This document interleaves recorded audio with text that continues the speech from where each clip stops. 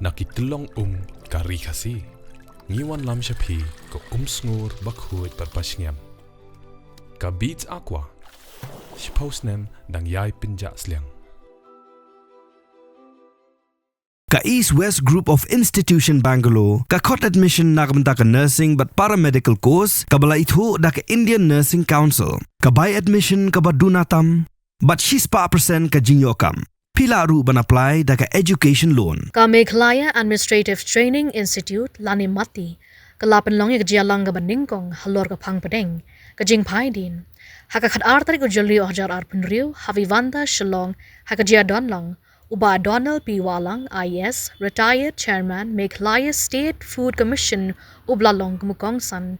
Habakren hagani ka Jingyalang, Uba Donald P. Walang, ulay Sam ka Jingshem Jongu, mat ka Jingyu I, halor ka Jing Ai Jingikai, mat ka Jingsha Pyntbit, hagabay day, mat ka Kamsin Charpain pa.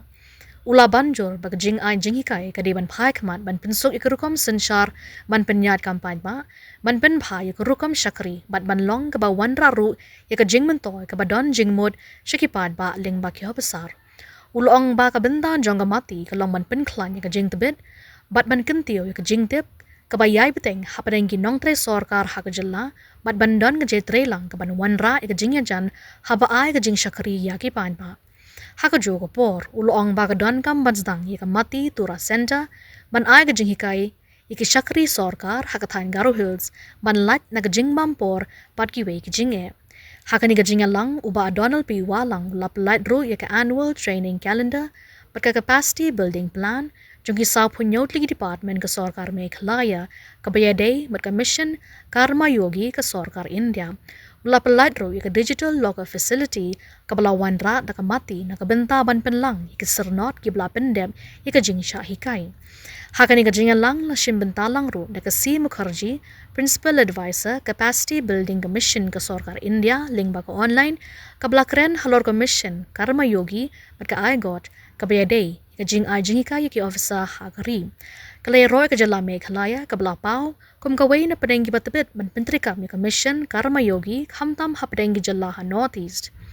Haka ni ka program la yoru ka jingkren no director, General Mati, ubalabatay ka thong man pelong ka mati, kum ka Shlem, ka Center of Excellence, haka jingay jingikai, ka jingwan banya, mat ka jing Pyntbit, u Dr. Bijoy A. Sangma, Udukot juga Meghalaya Consumer Dispute Redressal Commission ulawan menyesem benta kumenongkren bekerpang ublesa mengajing shem jongu hagabay day bergajing ay jingikai kajing Pyntbit yaladi bergajing penhap kat kum gajing telun kapor si benta jonggani gajing lang la aikus namro syikikat arngut kinong hikai ni resource person kibla no senyang hagi jingikai kibla penyait da kamati lapun kuburomro ya kisi pongut kibla yo ka aigot hapo commission karma yogi na kitanat baper repair.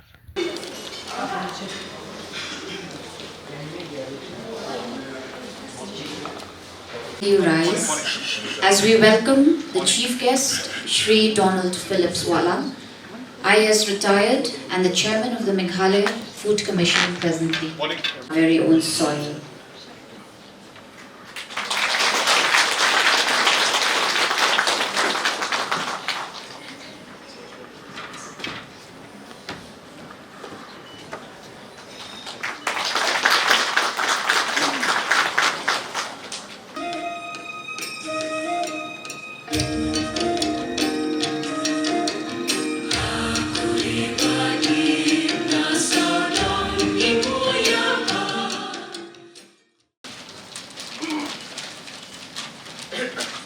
This merits a resounding support from the audience, please.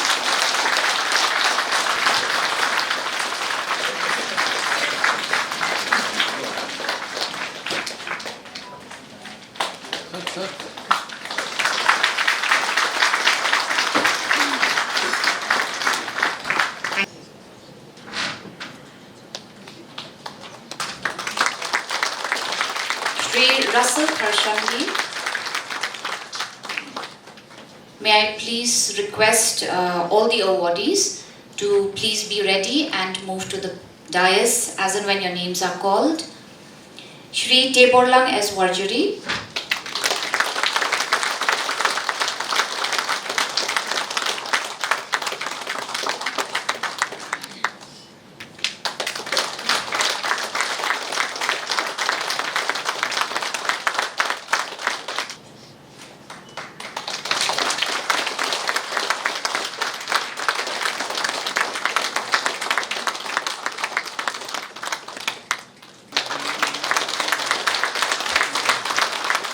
Dr. Jasmine Lindor, Shri Suraj P. Nyopane,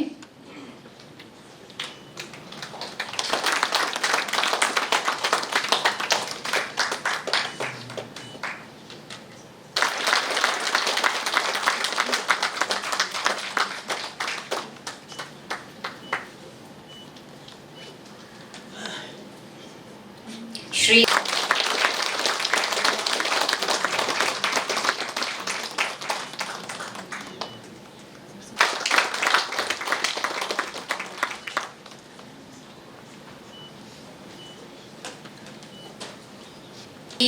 Lang Marwain, Office of the Deputy Commissioner, East Jaintia Hills area.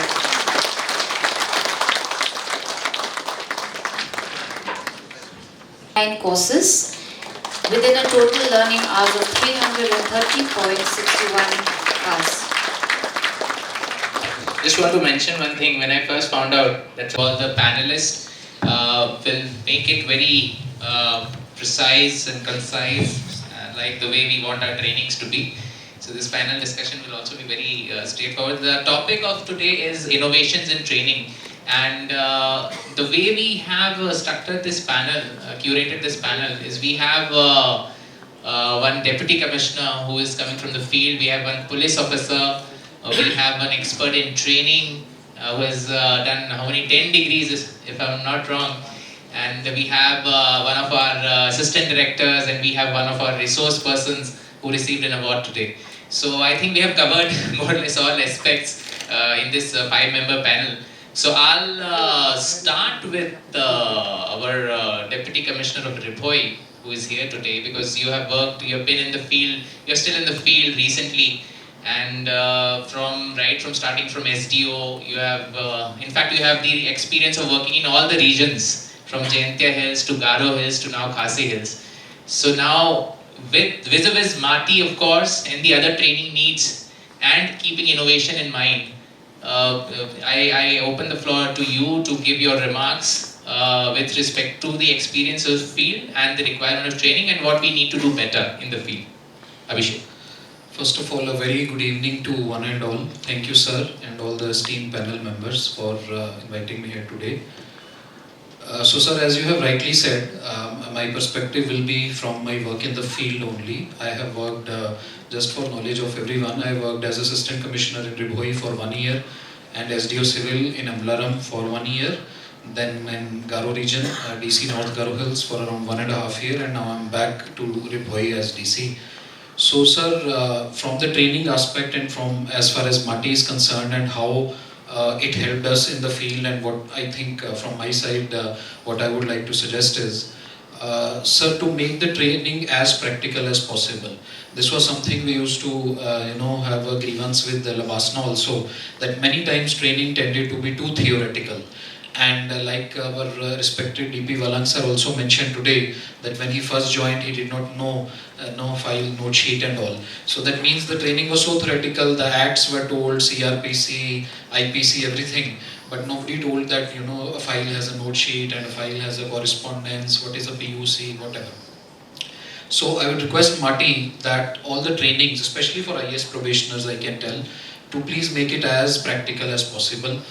Maybe like 1 or 2 sessions can be done with even the senior, or experienced HAs can be called, head assistant. So they can just give 1 session of how the file movement goes. They can bring a few non-sensitive files also and show them practically, yes, this is the note sheet and this is how it happens and this is how the work happens.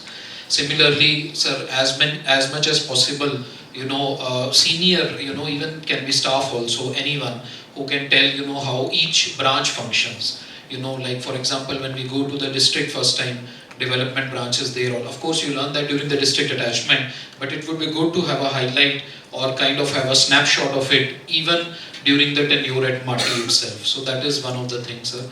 And I'm happy, sir, like it was told earlier, 8 courses have already been put on IGOT. So more and more, I think Meghalaya specific courses, if they are put up, that is very good. What I mean is, like in the field, many times we have to deal with land matters and knowledge of Meghalaya Land Transfer Act. Now that is a very specific act, Meghalaya being a 6th scheduled state. I think every officer should be very well versed with the Meghalaya Land Transfer Act. So that is one aspect, sir, that I think should be included. And thirdly, sir, one thing is that so with the staff also, I feel sometimes the drafting and all is not up to the mark, LDAs and UDAs. And I think Marty has already started, now the buzzword is AI. So using how to use simple chat GPT to immediately generate a good, error-free draft. Because a letter from an official should be something that when someone reads, the authority should reflect from the letter itself. Even minor spelling mistakes or not proper drafting, that kind of loses the authority of the letter itself. So when we are training the staff, I think Marty can have more courses with AI and all so that their efficiency improves, and within minutes they can generate a good error-free official document that will have much more weight, I feel. Sir, I think the worst training was during my IRS days when it happened at Nasim, but in Faridabad. But again, that was not attributable. The academy training was very good, but they had called an outside resource person. I believe she was from IIM, one of the IIMs, and the training was on leadership only. The issue happened was that one of the our participants or colleagues, she was teaching on the styles of leadership or something like that, and he became a little not agreeable to what her opinion was, that which style of leadership is effective and all. And rather than actually trying to accommodate the opinion of the participant, she became a little more again like aggressive and persistent that yes, what I am teaching is correct and your opinion is wrong. So I think that's a learning for all trainers to be a little accommodative, that if the participants are saying or giving a different opinion than what you might have been teaching in your trainings, so you should be able to accommodate and at the same time respectfully put forth your point. Thank you. Makes sense. The worst training I attended was in Faridabad. The institute was excellent. What's wrong with Faridabad? The problem is not the institute, but the problem is the communication we had with all the facilitators or the resource persons who would come. When they ask us what is the language you're comfortable with, majority had raised English, but in 99% of the cases we were speaking in fluent Hindi. So we were just like spectators there. Alright, so I think time to sum up the whole discussion which we had. So one of the points which was shared is that training needs to be more practical activity, and we have to onboard all these stakeholders. We have to identify more people and more different levels. For example, of course we call officials and we call directors, deputy directors, but for example, our deputy commissioner mentioned head assistant. So head assistant in a deputy commissioner's office or SDO office has great responsibility when it comes to files and all that. But they really are not taken into these kind of roles of training and this thing and that thing. So we need to look into that also. I think more coordination is required when it comes to the field trainings in DC offices and BDO offices, so that they can also we can match the same standards what we have in Marty, as you said. Then this localized training. I mean, this idea is something which we really want to put more emphasis on. Like we take the training, as you said, taking training to the people. So I think Marty, we need to work more on that. So point well noted.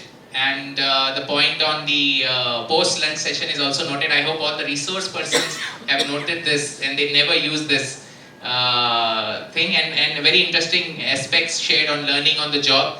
On the innovations, we have, they mentioned various now, this Mentimeter tool, and there are various other tools. So I think we all as a resource person also, we need to constantly upgrade ourselves. Like we need to attend trainings. Like once we become trainers, we feel we don't, really we are, this training of trainers, we constantly do it in Marty, and I think we need to upgrade our skill. And the way things are moving, the way new tools are coming up, I think you really, as a resource person, you need to learn every day.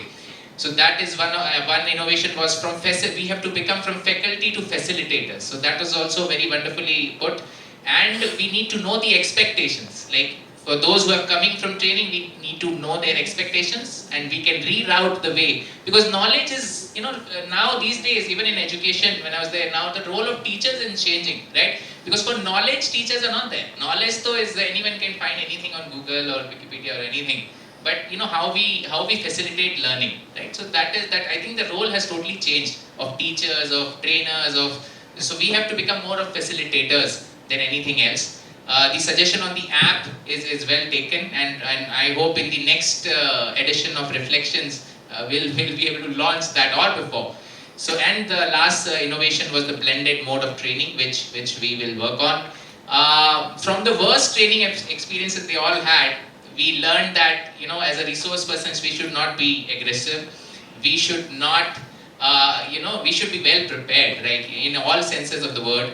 And we should be more accommodative. Of course, I mean, this new generation is very smart. So you have to really, you cannot just assume that you know everything and the trainees don't know about the subject. So you should be open to learning even while you are taking a session. So that I think these wonderful suggestions that come up. So with that, I am very thankful to all the esteemed panel members who are there on the panel. And I hope we all have learned something. I definitely have. And I hope all our facilitators of MATI are listening to this. And we will together improve, furthermore in our training. So once again, thank you everyone. Thank you all the panels and all of course, to the listeners as well, and all those who have given the suggestions. So thank you, Publishabon and Mr. My deepest congratulations to the 47 departments and directorates that have approved the capacity building plans which today have been made live. What we are witnessing today is far more than a conceptual discussion. It is MATI's intent of operationalizing and institutionalizing Mission Karmayogi into the state. I am also told that there are 18 departments whose HOD's approvals are awaited for the CBPs is also underway. Now, Meghalaya is clearly emerging as one of the front runners under Mission Karmayogi. Your scale of engagement, especially in the AI-enabled CBP development workshops for about 65 plus departments and directorates, not only sets a model for neighboring states, but shines as an exemplar for Northeast region. Now, let me be clear. The CBP is a living roadmap. It is not only a training plan to be filed away. It is a living, breathing roadmap for shaping a competency-driven public sector workforce in the state. As you refine these plans, you are capturing the capacity needs of your departments through the AI tool. The Department of Agriculture was represented just now, and 288 competencies for 40 designations were discussed. I would also like to bring out that these 288 competencies can be made good through courses on IGOT in 85% of the cases. Where these courses are not available on IGOT, Meghalaya would have to raise a ticket for the same or create those training modules if they are state-specific programs in-house and let us know for it to be uploaded and onboarded on IGOT. It is very important for me to highlight, while the AI tool has provided you with a very powerful foundational competency role, mapping the draft as per the capacity needs assessment for each and every designation in your respective departments. The true value lies in the final validation which is given by you in terms of identifying relevant courses and competency gaps. That analysis and final validation requires your unique experience and leadership, and this is what transforms a capacity building plan into a practical tool for excellence. In addition, integrating the AI-enabled CBPs into your department's annual training calendar would remain vital, as it would be for MATI.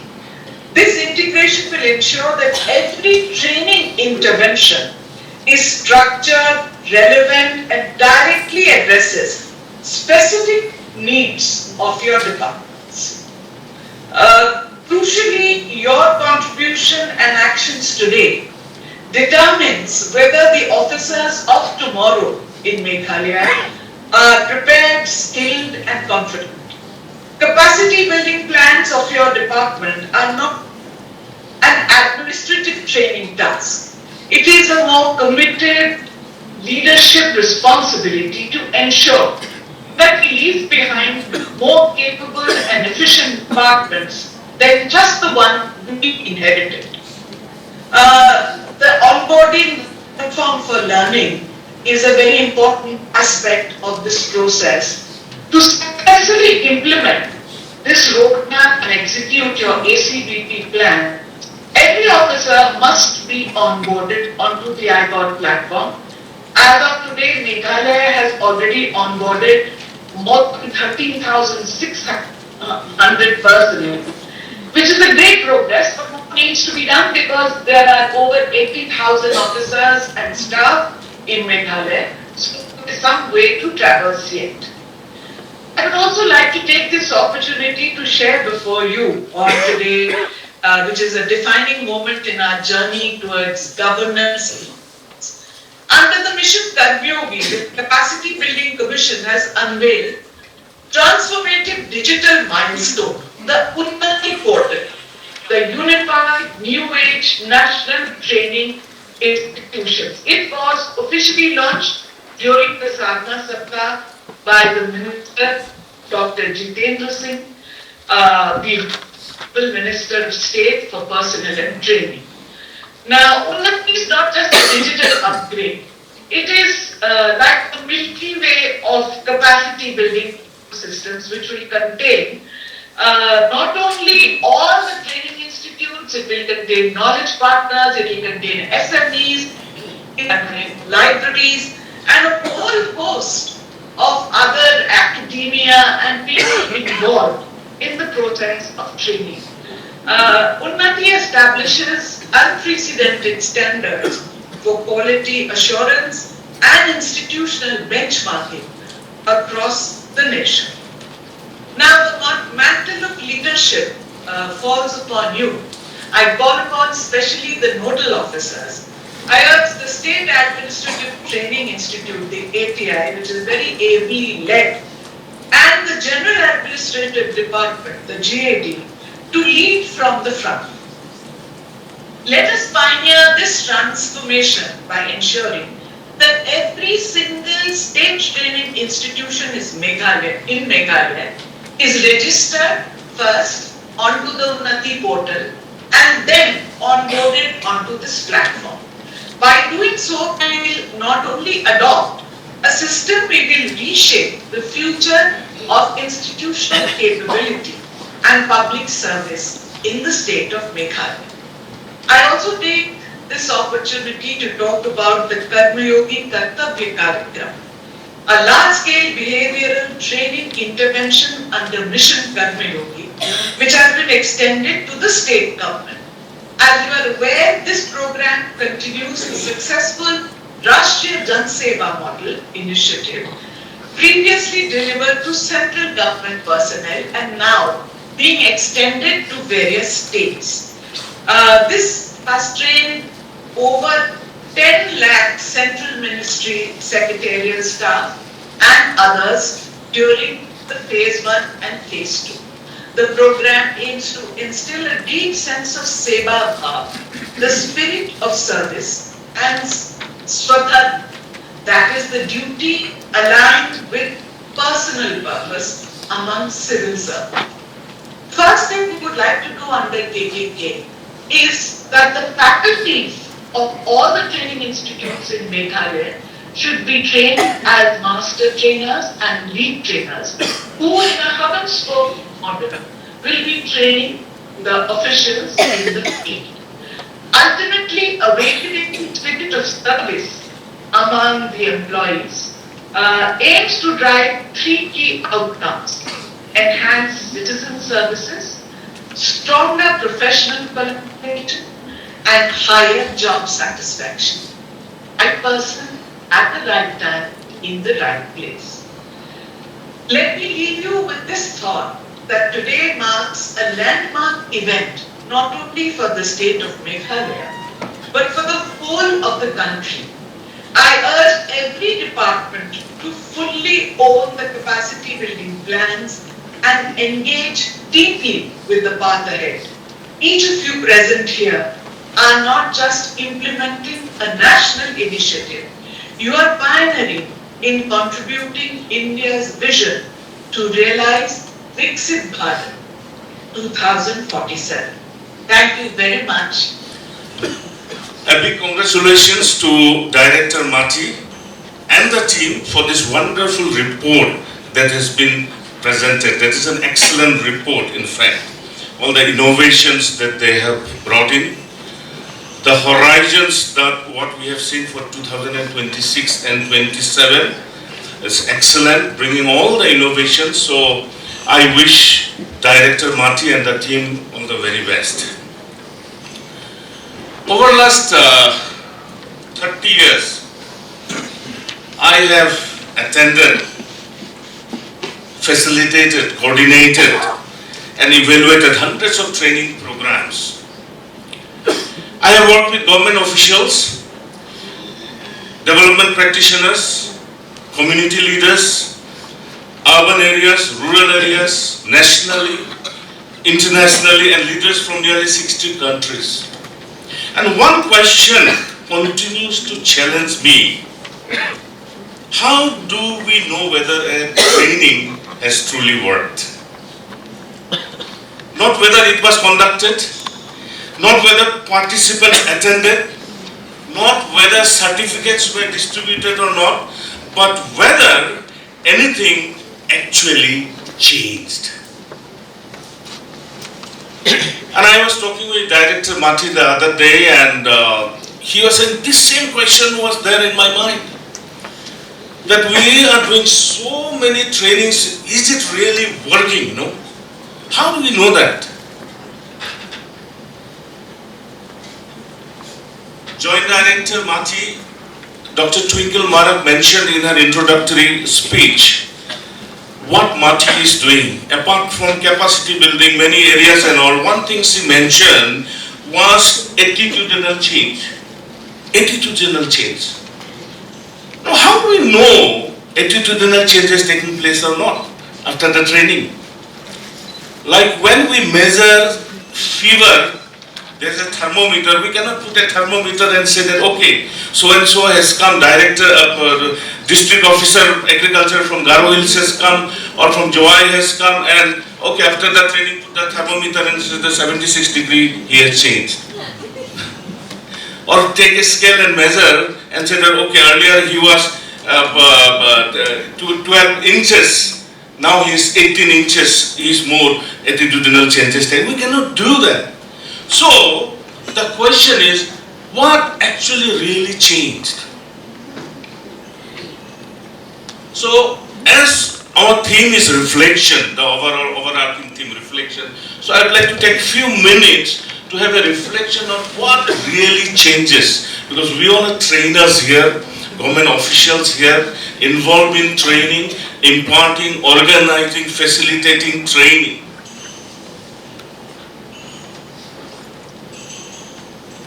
So today, I invite us to reflect together on that question. Think about the most valuable training you have ever attended. Not you have ever conducted, but you have ever attended. Can you think? Just 10 seconds. The most valuable training you have attended. And think, what made it valuable? What made it valuable? 10 seconds.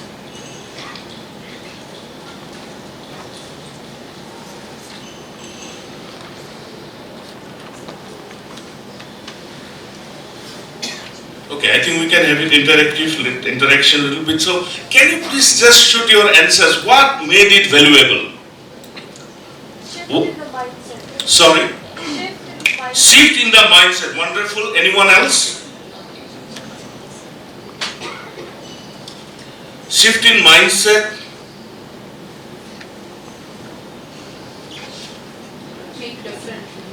Think differently. Wonderful.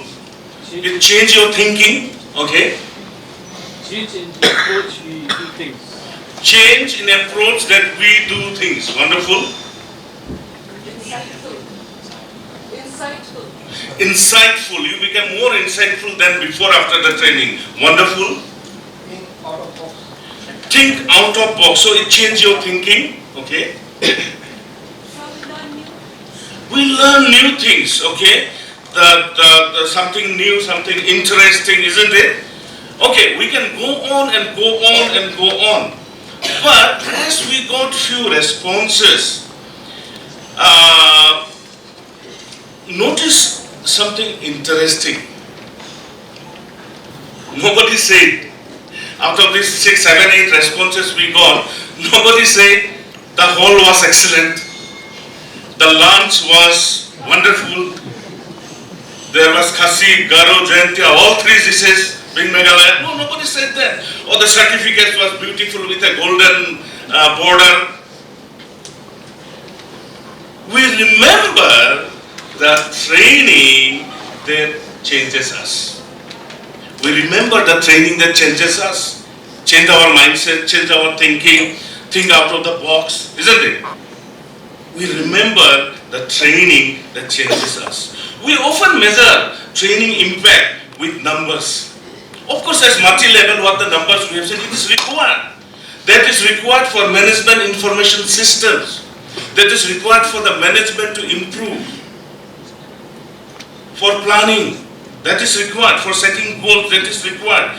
And often it is like number of programs conducted, numbers of participants trained, how many attended, there will be attendance sheet, the training feedback immediately after the training that we received, we have seen in the report what was reported, then the certificate issued. These are the things we look at, and this is, I'm not saying this is not necessary, but that is the trend always. Normally, when a training takes place, these are the things we often use to measure. But do this tells us whether training really worked.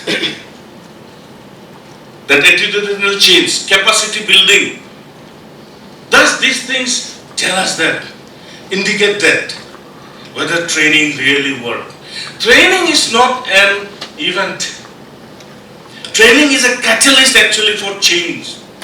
And this simple insight changes how I think about training. The real purpose of training is not information transfer. But what it is? All trainers, the real purpose of training is not information transfer, but what? Transformation. Exactly, thank you. Transformation. Not just information transfer. Many faculty, many trainers will come and try to pass on the information, just what I know I pass on. But training is something much more than just passing on the information. It's bringing the transformation, actually, bringing the change. So after every training, we ask, as a trainers and organizers, what did participants enjoy? Number 1. Number 2, what did participants learn? What did participants apply? These are some of the questions we should ask as trainers, as organizers, as facilitators. 4 questions. 3 I have said, and the 4th one is, what changed because of the training? What changed because of the training? And only this 4th question, what changed because of the training, tells us whether the training made a difference. Isn't it? Think about your sessions. Your sessions What changed because of your session? There was a change made there. A structured framework for measuring what training truly is actually from Donald Kirkpatrick. All who are involved in training, I'm sure you will know. If not, please do a Google search and read. He talks about 4 levels of evaluation framework actually, but I put it a reflection because we are reflecting, and 4 levels of this evaluation framework, from immediate reaction to lasting results. And in our reflections, in our evaluation framework, we can do this. First one, level 1 is reaction level. So in the reaction level, the first question is, did participants like the training? Can you see this sitting at the back? This is usually measured through feedback forms, the participant satisfaction and overall impression. While this is important, positive feedback actually does not mean learning has taken place. Because at this level, level 1 reaction, it may be that the resource person has come, trainer has come and used wonderful PowerPoint presentation or talk very nicely and very impressive. Wow, the participants, they do the reaction, no? Wow. But after going home, he forgot everything. No change. So that doesn't tell. That is level 1 he talks about. Level 2 is learning. So the second question is, did participants actually learn something? Did they gain how knowledge, how skills, the perspective or insights? We mentioned about insights sometime back. So learning is an important outcome, but learning by itself does not guarantee change. Isn't it? It does not guarantee change. Learning. And third level is the behavior, the impact. Are participants applying what they learn? That is the application stage when they go back. This is where actually training begins to move beyond the classroom. When people change how they think, how they act, how they decide to perform their work, training actually starts creating value from there. Not inside the classroom. When they go back to their districts, to their subdivision, to their blocks, to their organizations, to their homes, when things started changing as an impact of the training, then only this training, what they have done, it starts creating value. Otherwise, there is no value. It just come, be a part of the statistics, and you retire after some time. And the fourth level is the results. The final question, what difference did it make? Did service delivery improve? Did performance improve? Did the citizens, our stakeholders in the villages, did they get benefit? Did the department or the organization that the trainers come from, they have become more effective? This is where training achieves its true purpose at level 4. As we move from reaction to learning to impact, the behavior change, and to the result, we move from measuring activities to understanding impact. It is not activity, but it is the understanding the impact. So Donald Kirkpatrick talked about these 4 levels, and thereafter came one gentleman, Phillips. He added another level called ROI, return on investment, 5 levels. And in my research of 10 years, in fact, on training that I have done, I have come up with 7 levels of framework. 7 levels of framework, recalibrated hybrid evaluation framework. Pre-training, 2 levels, in training, 3 levels, post-training, 2 levels, and for it is a longitudinal trekking is required. I hope we will get an opportunity later to talk more about this, how we can do and incorporate this, and it fits in very well with whatever just now our director has proposed on the horizons in the years to come. So, for a government training institution actually, like ours, Mati, success should not be number of trainings. In fact, those statistics are required, please don't misunderstand me. It is required, but success actually is not in terms of going to the results impact level. Success is not number of trainings, not the number of participants trained, not the numbers of certificates distributed, but success is the better decisions at any level. These IAS, MCS, block level officers, district level officers, whether they are the fast in decision making and which is good for the people, the stakeholders, better services, delivery of better services, better governance, better citizens outcomes. So after training, any training, as a trainer or a training institution, we must ask these questions. What did participants enjoy? What did participants learn? What did participants apply?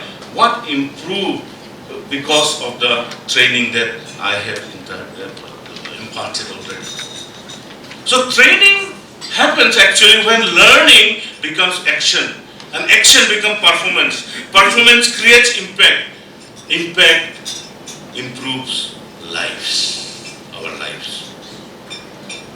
So think about a training you attended a year ago. Can you still remember it? Earlier it was a one valuable training. Now my second question is, 1 year ago,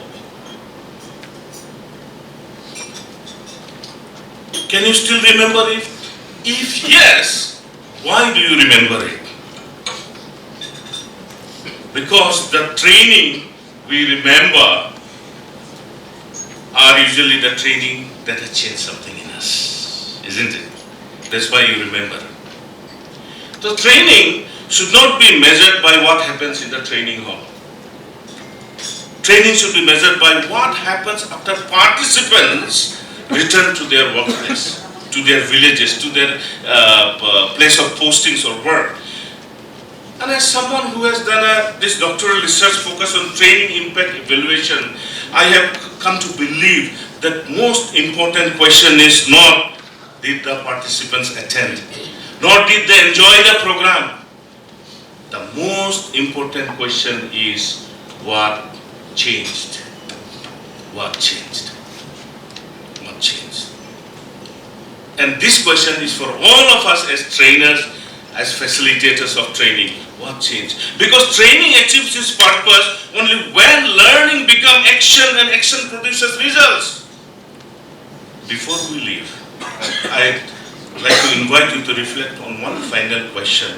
As trainers, as facilitators, as administrators and leaders, we spend considerable time planning programs, preparing materials, conducting sessions and evaluation and feedback. But years later, people really remember that they rarely remember the training venue. They rarely remember the program, the agenda. They rarely remember the certificate. What they remember is whether something changed. Whether they have become a better leader, better worker, better officer. Whether they made a better decision. Whether they serve people more effectively. A time comes in life, they will mull all these questions. Whether their organizations became stronger, whether a citizen's life became better because of their intervention, their decisions. Training achieves its purpose only when learning becomes action and action produces meaningful results. So the most important question is in training is, evaluation is not how many people did we train, nor how many programs did we conduct, but simply what changed. And if we can answer that question honestly as trainers, then we are beginning to understand the impact of the training. This is the first annual conference that is being held by Mati. Mati is 36 years old. 1990 we started, I think so. I've not even joined service at that point of time. So after 36 of its existence, this is the first annual conference that we're having. So congratulations for that. Congratulations for the vision that we have. If you notice in the excellent presentation made by both Swapnil and Dr. Vijay, so much effort has gone into what Mati has done in the last couple of years. I remember when I joined service, Mati was barely in existence. We came from, of course, from the academy, in the Lal Bahadur Shastri Academy, so we were quite okay trained. But the state civil service officers and others were hardly trained. So, when there was no training, what were the senior officers? I asked them, so you're not training the officers who have joined the civil services here in the state. So what do you do? Like, how do they go to the field, and perform? After all, they'll become SDOs, many of them become DCs and all that. Senior officer jocularly told me a story. He said that when you go and join in a certain position, like for example a BDO or an SDO civil, your predecessor will give you 3 envelopes. And he will say only one thing. Whenever there's a crisis, please open these envelopes, 3 of them. First crisis, open envelope number 1. Second crisis, open envelope number 2. And third crisis, open envelope number 3. That will solve all your problems. No need of training, this Mati Shati, no need. Because we didn't have Mati at the time, it's not active at all. So this officer went, joined, senior post, very happy, everything fine, are moving very fast and all that. Then first crisis came. So he said, what shall I do now? He opened the first envelope. What was written inside the envelope? Blame your predecessor.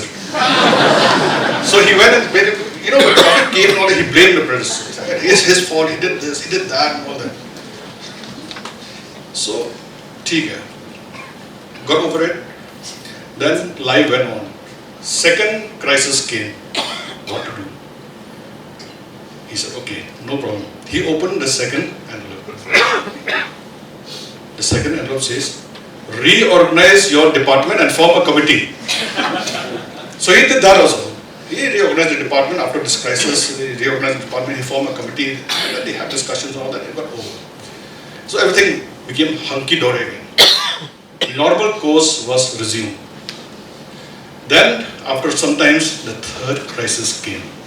He said, it's time for me to open the third envelope. And the third envelope, when he opened, the message of this is, prepare 3 envelopes. So be ready to pack, basically.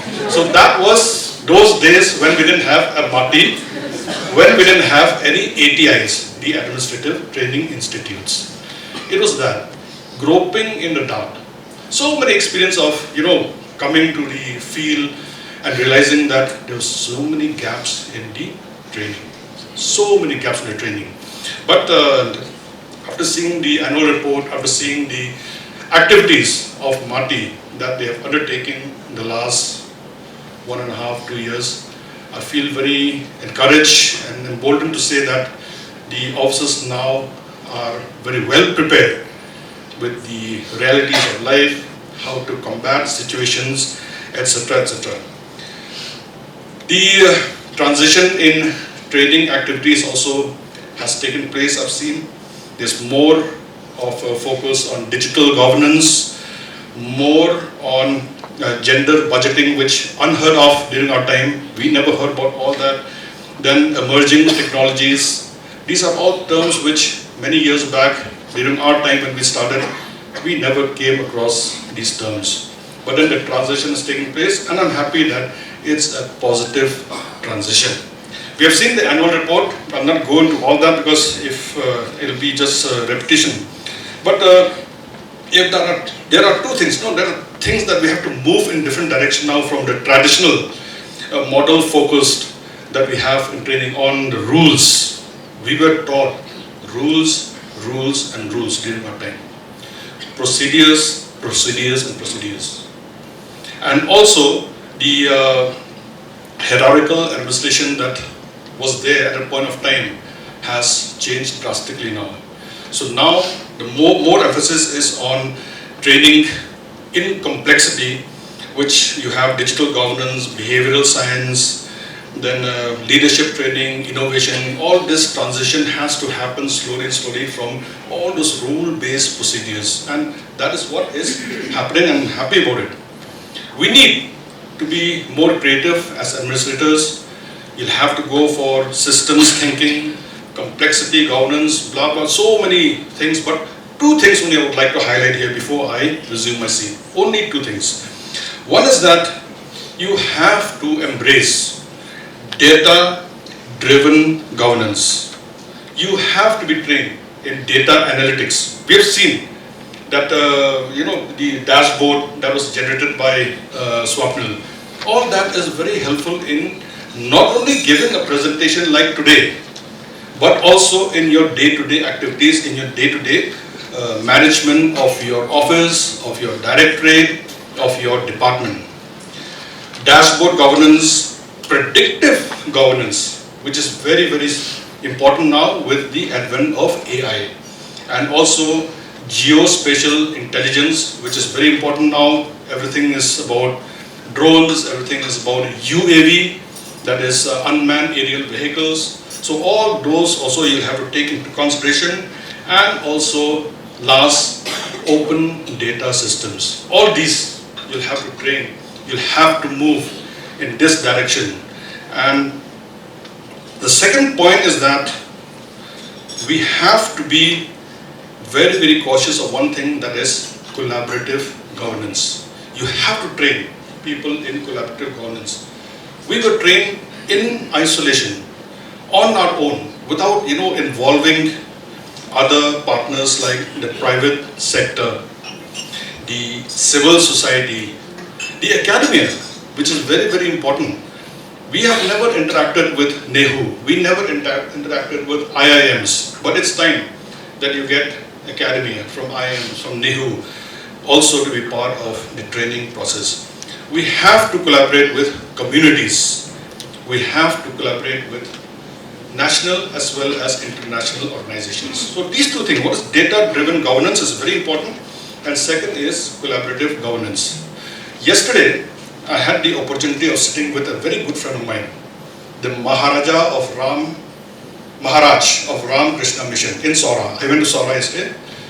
The best dosas in Meghalaya are in Ram Krishna Mission Sora. So if you want a good dosa, you have to befriend the Maharaj. He will make excellent dosas. And the food over there is par excellence. So whenever I have a craving to dosa, I give a call to Maharaj and go and sit with him for a couple of hours.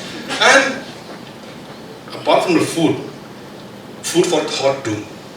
Because whatever he tells you, whatever he discusses with you, it's so enriching to the mind. So yesterday I was sitting with him. So I met him after a long time, maybe 3-4 months.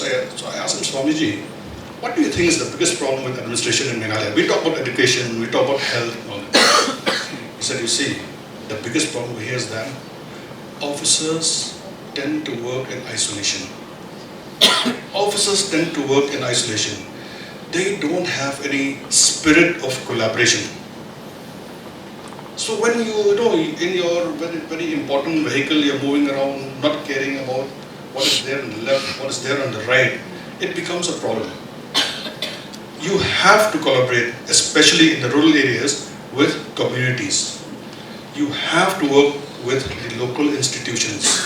It is very, very important to have collaboration, and I request Swapnil, who is the director of MATI, to incorporate all these important facets of administration so that the newly trained officers, newly trained staff who work in the field especially, they appreciate the importance of collaboration. Now,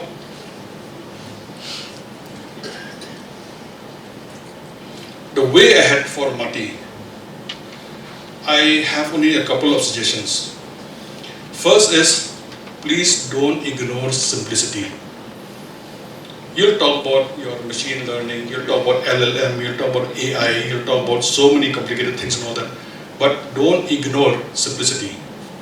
I remember, I'll tell you a story. After our training in a very fancy institute like the Lal Bahadur Shastri of Academy in Mussoorie, we came to the field. This is not only for me, I can confess that. It's for all the, not all, but majority of the officers who were newly trained at the time. So our first posting was SDO Civil, Sub-Divisional Magistrate, SDO Civil. So respectively we went to different cadres and all the different officers and all the. I also went and joined in Mairan. My first posting was SDO Civil Mairan. Just see how we ignored simplicity during training period. In the academy in Mussoorie, we were trained by Duke's University professors who trained us from America, came and told us how to deal with the problems of India. That's a different matter. And then we were trained by IIM Calcutta. My own professors trained me again for the second time in IIM Calcutta. IIM Ahmedabad. Fancy things, big things, how to prepare DPR, this, that, my God. It was then we were tested and all that, and we had to pass exams and all that, fine. But we forgot simple things. We had to read by heart, more or less, CRPC, CPC, Indian Evidence Act. We had to learn everything, exams, difficult exams, fine. Then when we took over, okay, let's talk on myself. When I took over as SDO Civil Mairan, I sat there. My predecessor handed over the sheet, I had to sign to take over and all that. No envelopes, he didn't give me anything. And when he handed over the charge report and all that, he said, sign here, I signed, I said, done, I'm going. So he went off. After about sitting there for about 15-20 minutes, there was no briefing, no nothing and all that, a file came to me. A file came to me, bounded and all that, so I opened the file. That's the only thing that I knew at that point of time what to do, open the file. Then I see these green sheets in front. Then I see the bulk of file material, the papers and all that inside the file. And to tell you very honestly, like many like me, we didn't know what to do. We didn't know that in a file there's a green sheet called a note sheet. We didn't know that, we had to write something in a note sheet. Nobody trained us. Nobody told us. I've never seen a file in my life. I was trained in the academy for 2 years in Mussoorie, but we have never seen a file. Nobody has ever shown us a file. So I called the Barababu, Batham. I remember it very well. Okay, Batham, can you file? No. Or like, Batham, what do I do with this file? He said, you read it. I said, yeah, I've read it. Now what do I do? What decision? I have to take a decision. What do I do? He said, you write in a note sheet. I said, what is a note sheet? That he had this green paper is a note sheet. He taught me everything, to tell you very honestly, because we were never trained in the academy. That's why I said, don't ignore simple things. This is the most basic thing, isn't it? And then he told me everything here, then he went off. I'm very sure that they must have had a good laugh in the canteen when he went and told this fellow doesn't know anything, he doesn't even know a file. And while playing carom over there, they must have had a good laugh. I'm very, very sure about that. But the fact of the matter is, it happened. We were not told. I've never seen a file in my life. Now I can smell a file. From far, I can tell exactly what is there inside the file also, what needs to be written after 35 years nearly. But at that point of time, I've never seen one. Therefore, the suggestion is, don't ignore simple things also. You can talk about making fancy DPRs, you have to now. Then you can talk about your AI, your open AI, your Meta, your everything, Anthropic and all that. But don't ignore simple things also, so that they don't miss out. Second suggestion is, which you are already doing, but continue, is to have a good balance, a good work-life balance, which I always say during training period also. I'll tell you another story about this. So I go on tour very regularly now, because I'm in the Food Commission. Job is very simple, to ensure that nobody dies of hunger. Nobody dies of hunger and nobody dies of starvation. So I have to go to interior areas, meet people over there. Are you getting your ration? Are you getting a midday meal? This, that, all that. So I went to Garo Hills about a month back. I asked the newly inducted MCS officers who were there, 2025 batch. I said, so how's everything going? How's your work going? They said, we are enjoying all that. Okay, during your training, what was the thing that you enjoyed the most? That you remember the most? You know what he said? Not Swapna's lecture. Not anybody of you's lecture. One of them said, the thing we enjoyed the most was playing a football match against you. And also, dancing to the tune that you people sang in the evening. Because we had a music session also in the evening. He said that was the most memorable one. So what I'm trying to say is that it's important to have all these extracurricular activities also. And also it's important that they be given a chance to participate in all these activities, whether it's your trekking, whether it's your morning walk, whether it's your 5K run, which is already there, which you've done a very good job, etc., etc. So maintain that, and I'm sure that they'll all reap the benefits of the training, because you have to be healthy after all. It's important. I'm sure now when new trainees come, next time, 2027 batch or 28 batch, you'll have to take the measurement of their BMI also. The person who gets least, maximum improvement in your BMI, then you should give them 2 marks. You did it last time also, yeah, I know, I'm aware of that. You see, it's so important. Today morning, you will not believe it, that Jaspal Rana passed away. Jaspal Rana, former Olympian, he passed away, just 49. What I'm trying to say that it's so important to maintain a healthy lifestyle. 49 Olympian died, why? Heart attack. Ignored his health indices. So you have to be very, very careful about it. Maintain a good life balance. You can enjoy your life and all that, but ensure that there's some physical activity. So I'll resume my seat with one last suggestion. It's difficult, practically, I'm telling you, this is a practical problem. It is difficult for staff especially, not so much for officers, staff especially, to come all the way to Shillong to attend Marty's training. Very difficult, because coming all the way from Garo Hills, away from family, expenses, if a staff comes, there's no place for him to stay. Maybe in Marty you have limited accommodation, they cannot stay in Circuit House, DC will say there's no place for you, they cannot stay in State Guest House, they have to stay in some private accommodation, it's difficult. So therefore, have an extension of Marty in Tura or in Garo Hills. It is very, very important. Officers will always manage. They have a circuit house, they have guest house of different departments, but especially the staff, because you are making the training more inclusive now.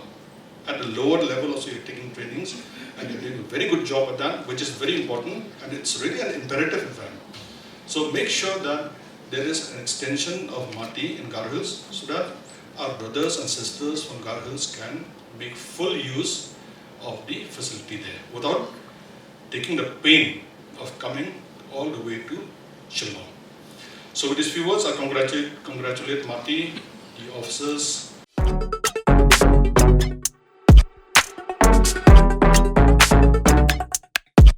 Lazzie's Pizza. Fresh hand-baked pizza, veg and non-veg pizza available. You can also try our delicious starters, burgers and Chinese cuisines. Visit us at Limekra Upland Road, opposite St. Mary's English School, Shillong 793003. You can contact or WhatsApp at 9862 401198.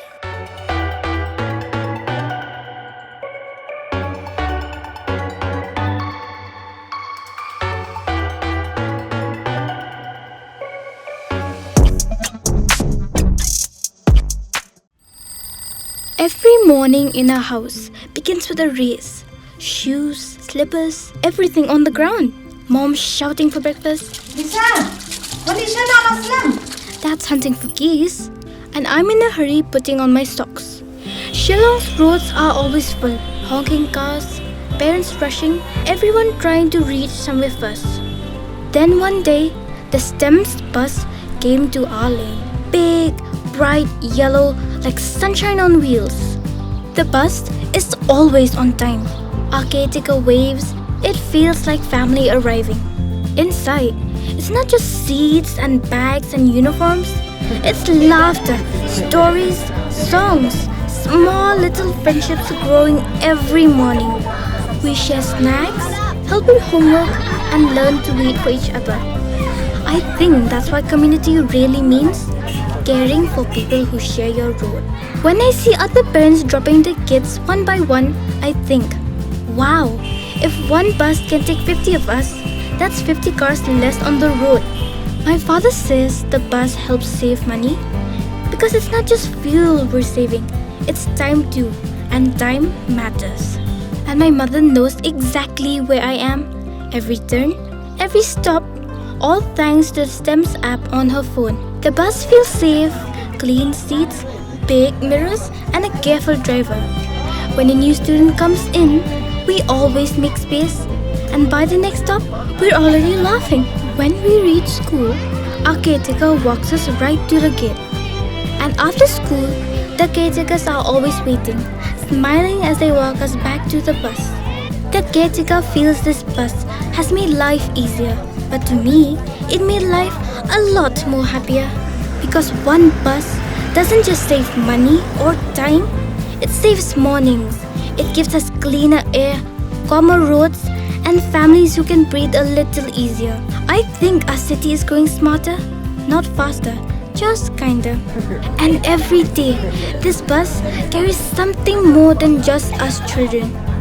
It carries stories, friendships, dreams, the small moments that slowly becomes memories, and carrying a little bit of Meghalaya's heart with them. Every day, as the bus doors shut and the engine hums to life, I take a quiet moment to be grateful for the journey, for the care, and for everyone who makes it possible. This is STEMS, our ride, our happiness, our tomorrow.